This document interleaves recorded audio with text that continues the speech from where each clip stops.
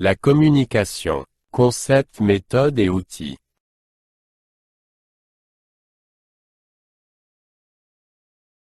Objectif de l'unité transversale. Cette unité transversale vise essentiellement à faire découvrir à l'étudiant le concept et les notions de la communication en organisation, à faire découvrir à l'étudiant le fonctionnement, les implications et la complexité de l'acte de communiquer dans le cadre d'une organisation, d'aider chaque étudiant à découvrir et de s'exercer sur les méthodes et outils de communication usuels en organisation, de développer des compétences propres pour que chacun puisse améliorer ses capacités à développer une communication efficace.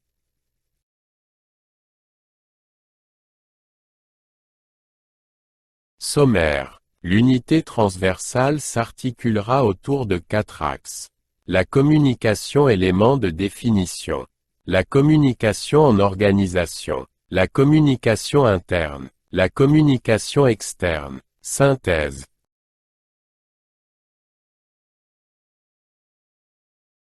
Chapitre 1. La communication élément de définition.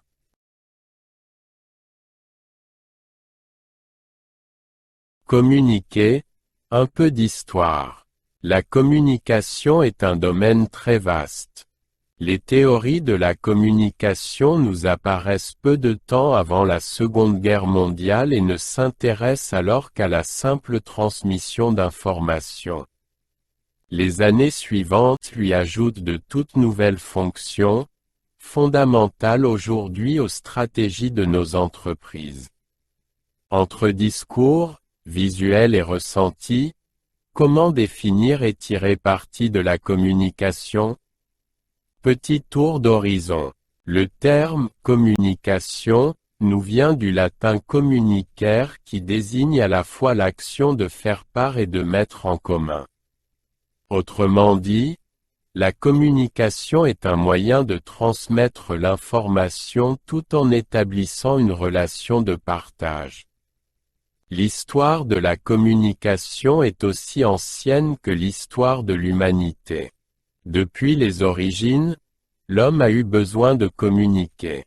Que ce soit à l'aide de signaux visuels ou de signaux sonores, l'homme a toujours tenté de vaincre les distances et de mettre en place une transmission rapide de l'information.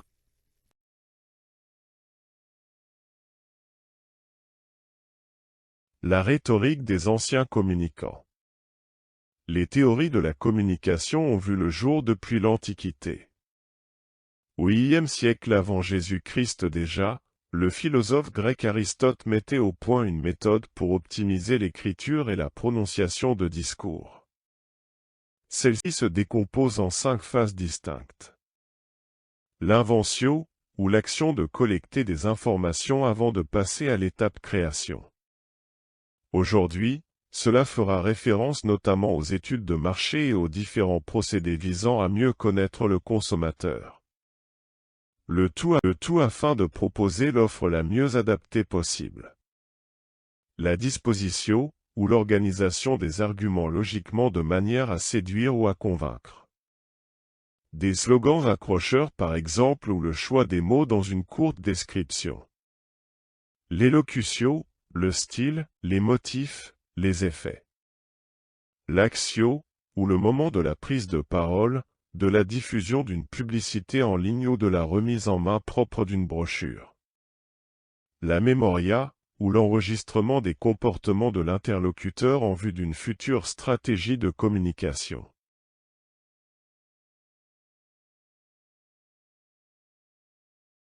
C'est sous la Révolution française que naît le premier réseau de communication, en l'occurrence le télégraphe. Viendront ensuite les systèmes électriques tels que le morse, le téléphone, la radio. Avec la numérisation des informations, naissent les premiers ordinateurs à la fin des années 50. Les satellites, le réseau web, les appareils GSM. Grâce au développement technologique, la Terre devenue actuellement un village planétaire, Développement de la communication. Il est possible de connaître ce qui se passe à l'autre bout du monde quasiment en temps réel. La transmission de l'information est de plus en plus rapide et de meilleure qualité. Le développement des technologies de communication peut être à l'origine de non-communication. Par exemple, sur l'écran des appareils GSM, on peut voir qui nous appelle et donc ne pas répondre. Les SMS de félicitations ou de condoléances. Être connecté sur Facebook mais se mettre en mode non disponible. Avant, on se rassemblait pour regarder la TV en famille. Maintenant, chacun possède sa propre TV et donc chacun regarde son propre programme.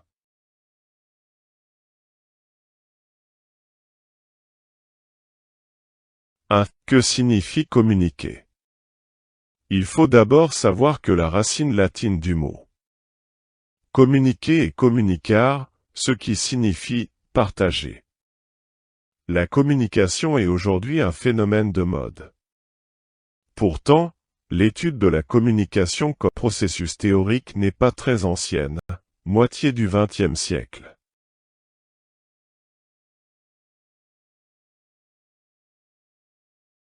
La communication concerne aussi bien l'homme, avec sa variante interpersonnelle et groupale, que l'animal avec sa variante intra- ou inter-espèce ou la machine, télécommunication, nouvelles technologies, ainsi que leurs hybrides homme-animal, homme-technologie. La socialisation de l'individu est étroitement liée aux communications qui s'établissent entre lui et son environnement. L'individu qui communique se socialise. Depuis sa naissance jusqu'à sa mort, l'être humain établit des échanges. Le phénomène de la communication est toujours présent quelle que soit la situation.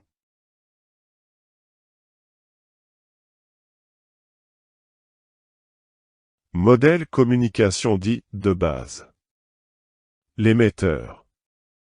Il émet le message, c'est un individu, un groupe, parti politique, entreprise, une machine, répondeur, un ordinateur, un animal. Le récepteur.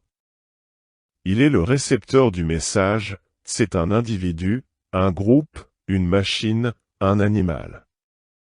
Le stimulus est la motivation. Émetteur et récepteur doivent être stimulés et motivés avant que ne puisse être lancé un acte de communication. Le message. Pour l'émetteur, l'acte de communication consiste à transmettre au récepteur un concept, une idée, une pensée, une information. Pour cela, il va devoir l'exprimer au travers d'un message. Au sens large, le message est le contenu général des informations. Plus spécifiquement, le message est une succession de signes, codes, correspondant à des règles précises transmises par l'émetteur au récepteur via un canal. Le canal est un élément de l'interface émetteur-récepteur, le lieu d'échange, de contact émetteur-récepteur. On distingue les canaux physiologiques internes de l'émetteur et du récepteur, audition, vision, odorat. Les canaux techniques externes, radio, ordinateur, télécommande, qui servent à convoyer le message à travers le temps et l'espace. La forme du message varie en fonction du code servant à transmission. L'émetteur choisit le langage qu'il va utiliser, puis ensuite dans le cadre de chaque langage les éléments nécessaires à constituer son message. Le receveur recevra le message codé et, à partir du répertoire et de sa connaissance des règles de combinaison, procédera au décodage partiel ou total du message. Un code peut être composé de signes tels que des sons codes linguistiques, des signes écrits écriture, code graphique, des signes gestuels, des images symboles comme le logo, des signaux mécaniques comme le morse.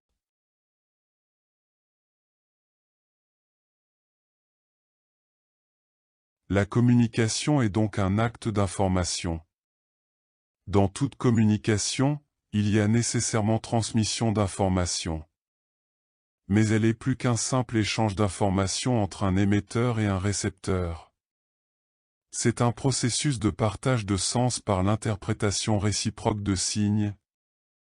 Selon Václavic, lorsqu'on communique, la forme, comment on le dit, est aussi importante que le contenu, ce que l'on dit.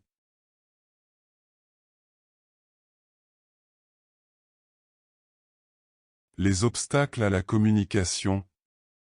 1. Distraction physique ou mentale. 2. Bruit, physique, psychologique. 3. Différence de statut social, sexe, âge. 4. Effet d'émotion. 5. Les perceptions. Stéréotypes. Effet d'aura. Perception sélective. Voir et entendre ce qui s'accorde avec ce que l'on croit. Ignorer si contraire à ce que l'on croit. Projection, d'idées, projets, ambition. 6. Différence de culture et expérience. 7. Attitude de l'individu, défensive, arrogance, supériorité, ego. 8. Environnement, contexte. 9. Rétention d'informations.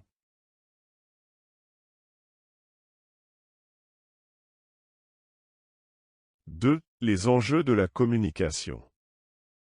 Nous ne communiquons pas pour communiquer, mais cet acte est motivé par le désir de satisfaire, consciemment ou non, des besoins tant physiques que psychologiques avec la maîtrise des enjeux. Il existe 5 types d'enjeux qui ont été repris par différents auteurs dont Muksheli et Lipiansky. Les enjeux informatifs, c'est le fait de vouloir transmettre une information, un message. Les enjeux identitaires. Toute communication définit l'identité de l'émetteur. L'identité du locuteur va se manifester dans la phraséologie utilisée, dans l'usage d'un code particulier. Les enjeux territoriaux. L'enjeu est de préserver ou de créer son espace d'existence et d'influence dans l'environnement. Ces enjeux vont se mettre en place à la fois dans l'espace physique et psychique. Les enjeux de l'espace psychique font référence également aux aspects d'intimité, aux éléments personnels, privés, aux limites des autres auxquelles on voudrait accéder et ou celles qu'on accepte de céder. Les enjeux relationnels. Il y a enjeu d'entrer en relation, d'avoir des contacts, d'œuvrer à avoir des contacts satisfaisants par rapport à son objectif. En fonction de la situation de l'individu, du contexte, besoin de gratification, de protection. Les enjeux connatifs ou de persuasion. Ces enjeux représentant la possibilité d'influencer l'autre. Dans toute communication, l'émetteur cherche à influencer l'autre, le convaincre sur une opinion, sur un comportement, à le faire changer d'avis. Ces enjeux peuvent prendre différentes voies. Exemple. La séduction, qui recherche un rapport de complicité, d'attirance, de sympathie en mettant en avant les aspects relationnels. Le pouvoir, qui instaure un rapport de force entre les interlocuteurs, autorité, sanctions, menaces.